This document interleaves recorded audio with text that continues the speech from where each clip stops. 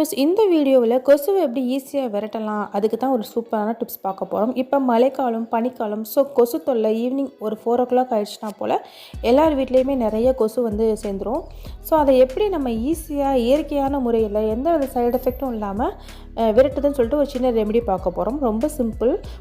வீட்டில் எல்லாத்தையுமே புதினா இலை இருக்கும். புதினா இலையோட வாசம் வந்து கொசுகளுக்கு அறவே பிடிக்காது. ஸோ புதினா இலையை வந்து நல்லா மை மாதிரி அரைச்சிக்கோங்க. அரைச்சி ஃபில்ட்ரு பண்ணி எடுத்துக்கோங்க.